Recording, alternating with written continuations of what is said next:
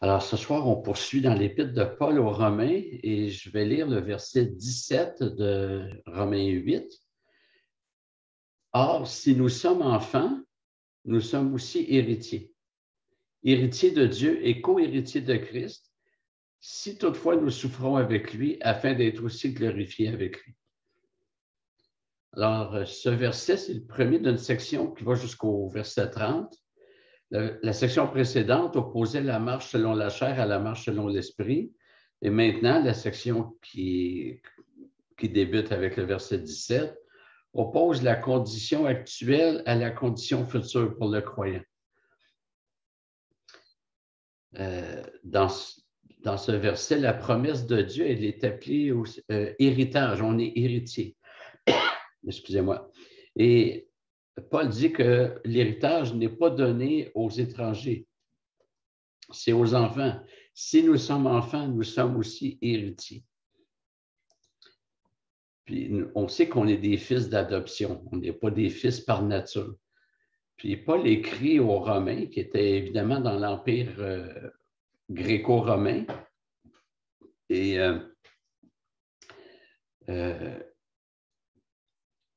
chez les Romains, quand quelqu'un adoptait un fils, tout ce qu'il avait était aussi la possession du fils. Et chez les Grecs, un fils naturel pouvait être déshérité, mais jamais un fils adopté, parce qu'il y avait des documents légaux. Alors, quand Paul parle d'adoption, il en parlera dans Galates aussi, quand il parle d'adoption, il est très conscient de ces notions-là. Les fils adoptifs ne peuvent pas être déshérités. Et Paul, jusqu'à maintenant, dans l'Épître, nous avait parlé de la transformation à la ressemblance du Christ. Il va en reparler plus loin dans le chapitre. On était prédestinés à être à l'image de son Fils. Mais ici, il nous parle des biens reçus. Donc, la vie chrétienne, le salut, ce n'est pas juste une relation avec Dieu, mais il y a aussi des biens terrestres de la nouvelle temps. Et ces biens-là vont être des moyens par lesquels on va servir Dieu. J'ai déjà dit que un des sujets sur lequel Jésus a le plus enseigné, c'est les biens terrestres. Beaucoup de paraboles utilisent des biens terrestres. Et pourquoi c'est important, les biens terrestres? Ils ne sont pas importants en eux-mêmes, mais c'est un moyen très fort par lequel Dieu nous donne de le servir. Quand on aide un frère ou une sœur, très souvent, ça va être par des biens terrestres. Et on est héritier dans l'Épître aux Hébreux, chapitre 1, je pense que c'est verset 2 ou 3. Jésus est désigné comme celui qui est héritier de toutes choses. Mais nous qui sommes enfants de Dieu sommes des co-héritiers avec le Christ. Excusez-moi. Alors, c'est quoi l'héritage puisque nous sommes héritiers? Bien, il s'agit du royaume de Dieu au complet. Dans l'Ancien Testament, c'était préfiguré par le royaume d'Israël. Donc, sous l'Ancienne Alliance, il y avait cette préfiguration-là. Puis Dieu donnait la terre et c'était l'héritage. Et dans la Nouvelle Alliance, il y a un développement assez inattendu. Dans Romains 4, je pense au verset 13, il nous dit que finalement, la promesse que Dieu avait faite à Abraham, c'est le cosmos. Alors, c'est tout le royaume, c'est-à-dire toute la nouvelle création qui sont confiées à Jésus-Christ et à son peuple. Cependant, Paul dit que les co-héritiers sont ceux qui souffrent avec le Christ. Et cette association dans la souffrance, cette union dans la souffrance, quand on souffre pour l'Évangile, ça s'inscrit dans les souffrances, on souffre dans les souffrances du Christ.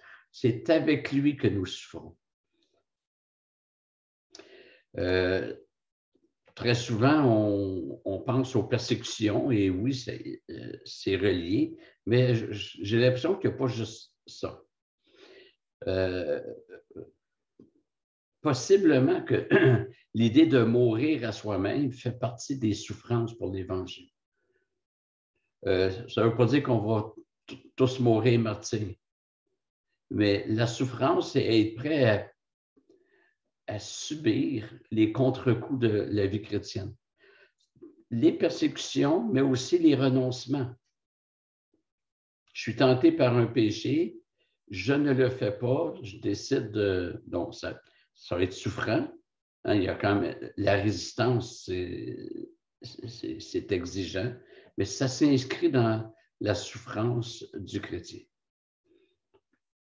Ce ne sont pas tous les chrétiens qui connaissent les mêmes souffrances. Il y en a qui ont été torturés. En 2021, ça existe encore malheureusement dans certains pays, alors que d'autres n'ont pas connu d'atrocité. Mais ceci dit, tous les chrétiens souffrent pour Jésus-Christ, mais à des niveaux différents. Un chrétien qui ne souffre pas pour Jésus-Christ, ça n'existe pas. Maintenant, il y a des intensités différentes. Alors, par les décisions que je vais prendre comme chrétien, je peux être méprisé des non-chrétiens, je peux être rejeté. Il y en a qui perdent leurs emplois. C'est arrivé dans les années 50, 60, probablement avant, au Québec, des protestants qui perdaient leur travail, des catholiques qui se convertissaient, puis ils perdaient leur emploi.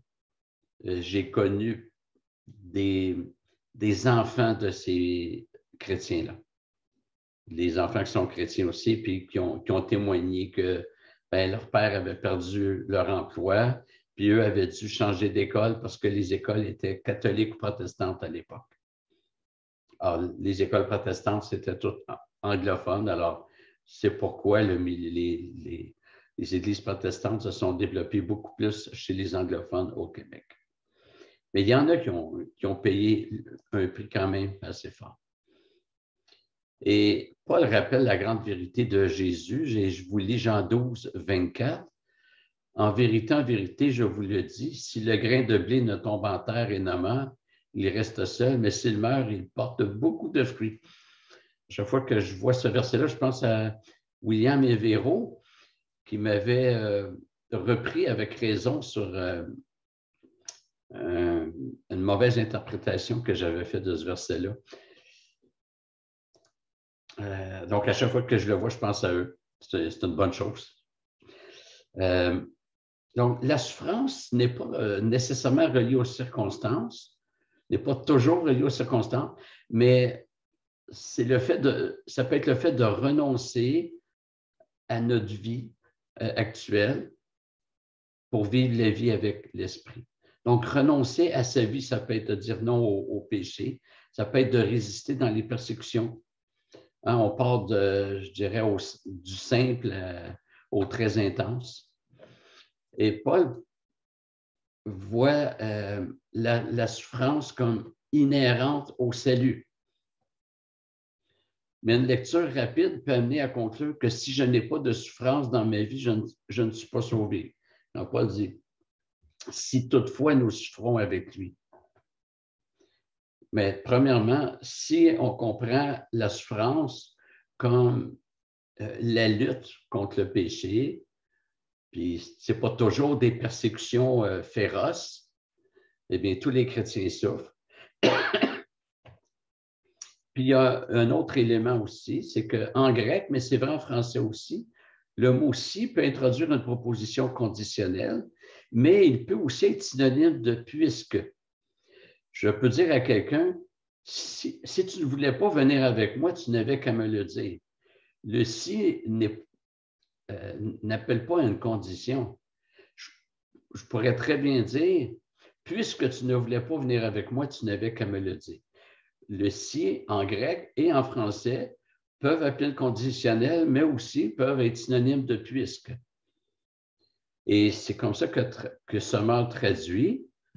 Si nous sommes enfants, nous sommes aussi héritiers, héritiers de Dieu et co-héritiers de Christ, puisque nous souffrons avec lui, afin d'être aussi glorifiés avec lui. Donc, seulement ne voit pas un conditionnel, voit plutôt quelque chose qui est inhérent à la vie chrétienne. La souffrance fait partie de la vie chrétienne. Et la souffrance du chrétien a un sens. Quand on souffre, on est tenté de regarder notre bobo, ce qui nous fait souffrir. Et le danger, c'est de perdre de vue le but de la souffrance. Rappelez-vous, quand, je ne me rappelle pas quels apôtres ont été battus de verge, quand ils sont sortis, ils louaient Dieu et ils étaient joyeux d'avoir été jugés dignes de souffrir pour le Christ.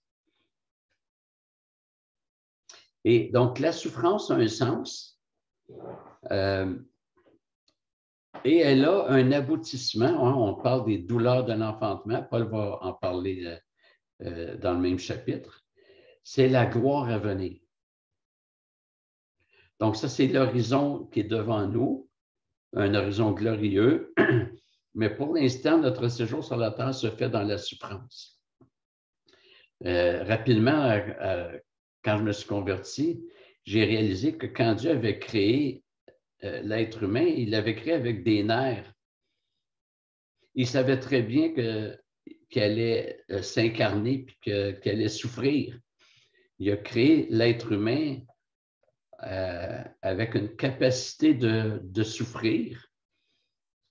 Et j'étais chez Claire et André il n'y a pas longtemps, puis parce qu'on pense qu'il n'y a pas de souffrance, que la souffrance a commencé avec la chute, et c'est fort probable. En même temps, je me demande pourquoi est-ce qu'Adam a dû être anesthésié pour que Dieu lui sorte une côte s'il ne souffrait pas. Mais enfin, je n'ai pas la réponse à ça. Donc, la souffrance fait partie de notre réalité. À partir de Genèse 3, 15, quand Dieu dit à la femme, je ferai en sorte que tes grossesses soient très douloureuses. Il y a une bonne nouvelle, c'est que tu vas continuer d'enfanter. Le mandat de remplir la terre, ben, je ne vous le retire pas. Mais dorénavant, la souffrance va faire partie de votre réalité. Puis à Adam, la même chose. C'est à la sueur de ton front que le sol te donnera ses fruits. Mais il va quand même donner ses fruits. Il y a comme l'Évangile à travers la souffrance. Tu vas souffrir, mais le sol va te donner ses fruits. Alors que Caïn qui était maudit, Dieu dit, le sol va être fermé pour toi et il te donnera rien.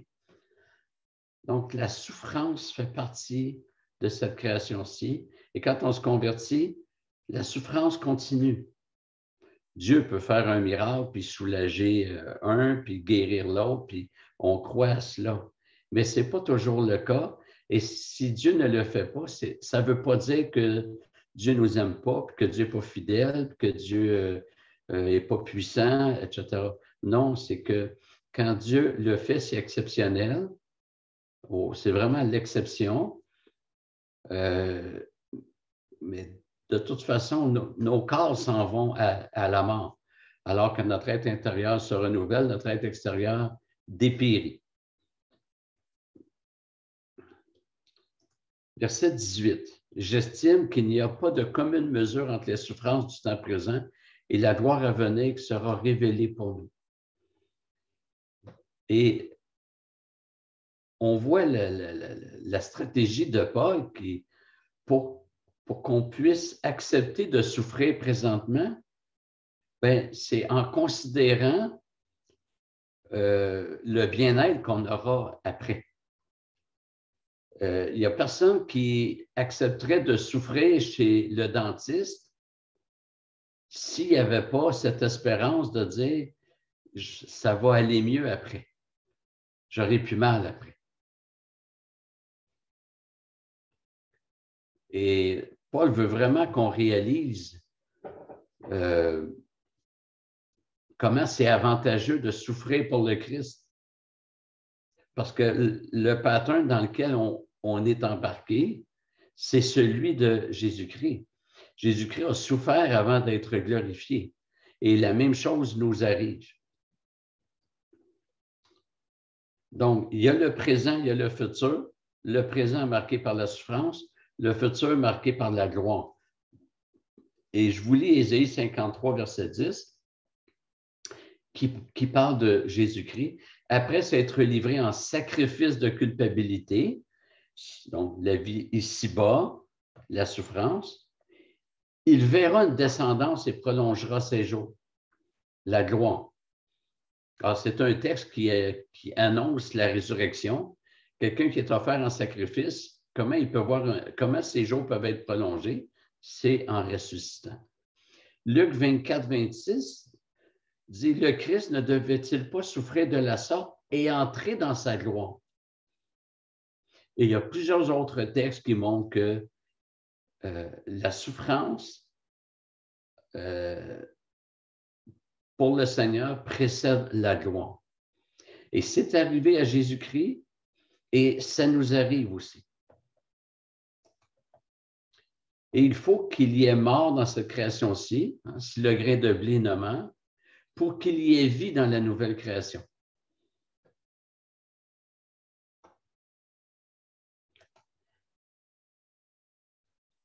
Verset 19.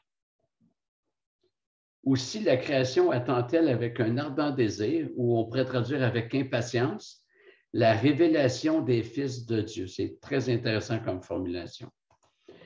Paul personnalise la création. Elle attend. Elle est impatiente. Elle attend parce qu'elle sait qu'il y a une finalité, c'est la révélation des fils de Dieu. Autrement dit, la création attend que Dieu ait terminé de sauver tous les élus, que soient révélés tous ceux qui sont ses enfants, parce qu'elle sait que c'est la fin après ça. Et il va continuer après, là, je ne sais pas si on va se rendre là ce soir, mais donc Paul personnalise la création, elle attend, et la création ici réfère à tout ce qui est créé en dehors de l'homme. Parce que dans le verset, elle est un peu distincte des fils de Dieu.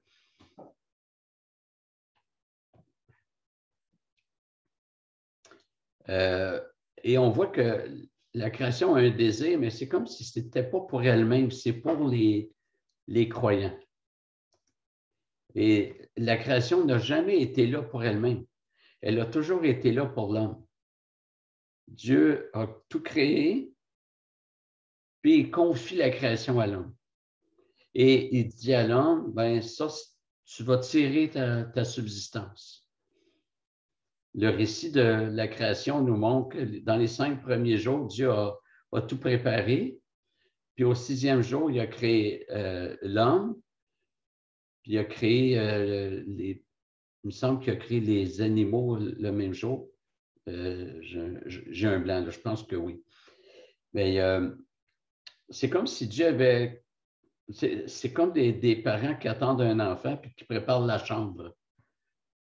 Dieu a préparé, puis après ça, il crée l'homme. L'homme peut arriver, la création est là pour l'homme. Et le verset 20, car la création était soumise à la vanité, non de son gré, mais à cause de celui qui l'y a soumise. Donc, c'est un rappel que Dieu avait placé l'homme sur sa création pour qu'il la domine, pour que la création soit utilisée au service de Dieu. Puis là, est arrivée la chute. La création était soumise à la vanité. Alors, les versets 20 et suivants viennent, c'est comme si Paul annule l'espérance des humanistes. Ces personnes qui pensent que l'homme va finir par prendre en main l'humanité et le sort de celle-ci avec une restauration de la création. Dans la période dite de modernité, donc ça précède la postmodernité, l'homme pensait arriver à guérir toutes les maladies, tout allait fonctionner à l'énergie solaire. Mes parents, puis les parents de ceux de mon âge, il y avait cette espérance-là qu'un jour, on ne travaillera plus, ça va être des loisirs, les robots vont nous servir, puis que la science allait tout régler. C'était le paradis terrestre. Et là est arrivée la période de postmodernité qui est caractérisée par la désillusion. Et ça a ramené l'individualisme très fortement. On ne peut plus compter sur l'humanité, on se replie sur soi. Alors, l'humanité ne réussira jamais à se sortir de son bourbier parce qu'à chaque fois qu'elle agit, elle accentue son bourbier à cause de son péché.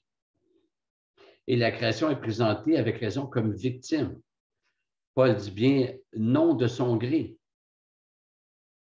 Alors, l'action irresponsable de l'homme a laissé la création orpheline, sans berger. L'homme devait diriger selon Dieu.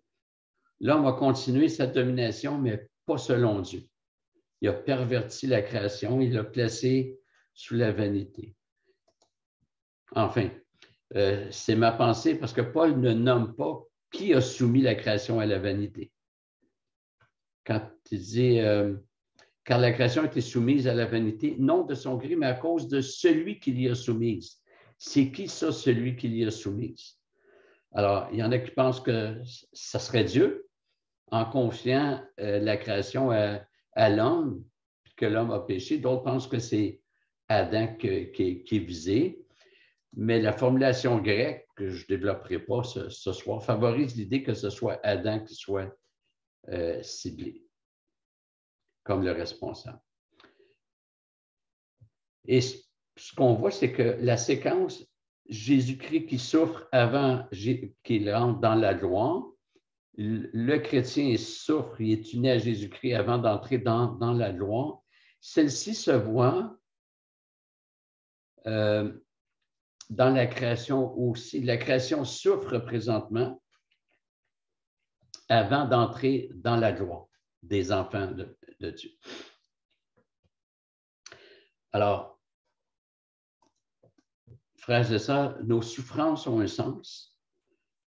Quand on souffre pour Jésus, si on souffre pour avoir déconné, ça ne compte pas. Et Pierre en parle. Si c'est en faisant le mal que l'on souffre, ben, on n'a pas à s'attendre à rien, là. Mais si c'est en raison de notre foi, et là j'ai paraphrasé Pierre, si c'est en raison de notre foi que l'on souffre, bien là, notre souffrance prend tout un sens. Tellement que Paul voyait une gloire dans la souffrance. Et c'est vrai qu'en quelque part, c'est glorieux de souffrir avec Jésus-Christ. Et c'est bon d'être préparé théologiquement pour que quand la souffrance arrive, on ne regarde pas notre bobo, mais qu'on regarde le sens que Dieu y donne. Alors voilà, on va s'arrêter ici pour ce soir. Merci de votre attention.